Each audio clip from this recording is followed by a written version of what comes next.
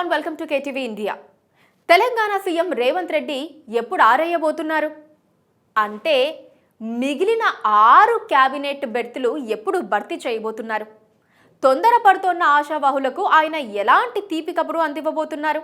ఎవరిని నొప్పించక తాను నొప్పక రేవంత్ ఎలా నెగ్గుకు రాగలరు? అసలు క్యాబినెట్ బెర్తులు ఆశిస్తున్నది ఎవరు? అందరినీ ఎలా సంతృప్తిపరుస్తారు? అధికార పీఠంపై ఉన్న వాళ్ళు సంతోషంగా గడుపుతున్నారనుకుంటే పొరపాటే. వారికి రోజుకు 3 పూటల సమస్యలు ఎదురవుతూనే ఉంటాయి. వాటిని అధిగమిస్తూ కొన్నిటిని తెలివిగా వాయిదా వేస్తూ పాలనను సాగించాల్సి ఉంటుంది. సీఎం రేవంత్ కూడా అదే పని చేయాలి. కొంతవరకు రేవంత్ ఆ బాటలోనే నడుస్తున్నారనుకోవాలి. కాకపోతే అనివార్యంగా పరిష్కరించాల్సిన సమస్యలు, తీర్చాల్సిన కోరికలు కొన్ని ఉండనే ఉన్నాయి. అందులో మంత్రివర్గ విస్తరణ కూడా ఒకటని చెప్పక తప్పదు. రేవంత్తో కలిసి 12 మంది మంత్రులు తొలుత ప్రమాణ స్వీకారం చేయగా ఇప్పుడు మరో 6 బెర్తులు ఖాళీగా ఉన్నాయి. దానికోసం కనీసం 20 మందికి పైగా కాచు కూర్చున్నారు. 6గురికి పదవి ఇస్తే మిగతా వారికి కోపం తెప్పించినట్లవుతుందని రేవంత్ ఆలోచిస్తున్నారు. అందరినీ ఎలా సంతృప్తి పరచాలో ఆలోచిస్తూ తన అంతరంగీకులను సంప్రదిస్తున్నట్లు సమాచారం. మంత్రివర్గ విస్తరణలో ఈసారి సామాజిక వర్గాల సమీకరణాలు కూడా చూసుకోవాల్సిన అనివార్యత ఉంది. ఇప్పుడు క్యాబినెట్లో ఓ ముస్లిం నేత కూడా లేరు. అదేవిధంగా ఎన్నికల సమయంలో పార్టీ కోసం త్యాగం చేసిన వాళ్ళని కూడా ఒకరిద్దరిని మంత్రివర్గంలో చేర్చుకోవాల్సిన పరిస్థితి రావచ్చు. వారిలో ఎంతమందికి ఇవ్వాలో రేవంత్ ఆలోచిస్తున్నారు. సమర్థంగా శాఖల నిర్వహణతో పాటు తెలంగాణలో పార్టీ భవిష్యత్తుకు పనికొచ్చే వారిని క్యాబినెట్లో తీసుకుంటే బాగుంటుందని రేవంత్ అంచనా వేస్తున్నట్లు సమాచారం. ఎన్నికల్లో ఓడిపోయిన వారికి క్యాబినెట్ బెర్త్ ఇవ్వొచ్చా అన్న ప్రశ్న తలెత్తింది. ఈ అంశంపైనే షబ్బీర్ అలీని ప్రమాణ స్వీకారం చేయించలేకపోయారు.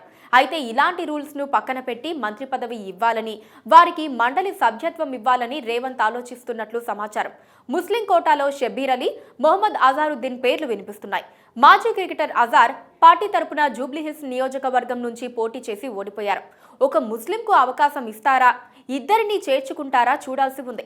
ముస్లింకు డిప్యూటీ సీఎం ఇచ్చి మైనారిటీలను మచ్చిక చేసుకునే వీలుందని కూడా చెబుతున్నారు.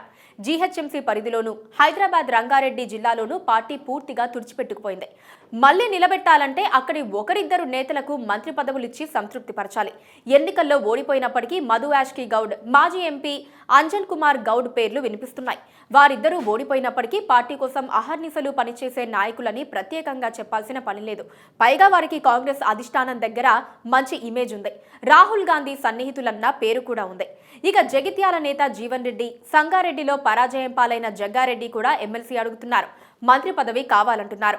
గెలిచిన వారిలో బెల్లంపల్లి ఎమ్మెల్యే గడ్డం వినోద్, ఆయన సోదరుడు Chennur MLA G Vivek, Bodhan MLA Sudarshan Reddy, Mancherial ప్రతినిధి ప్రేమ్ సాగర్ రావు, పరిగి ఎమ్మెల్యే రామ్మోహన్ రెడ్డి, ఇబ్రహీంపట్నం ప్రతినిధి మల్రెడ్డి రంగారెడ్డి, ఇలా చాలా మంది రేస్లో ఉన్నారు.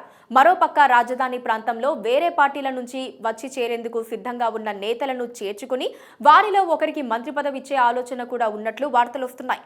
తుంగతుర్తి సీట్ను త్యాగం చేసిన అద్దంకి దయాకర్ రేస్లో ఉన్నారని ప్రత్యేకంగా చెప్పాల్సిన పనిలేదు.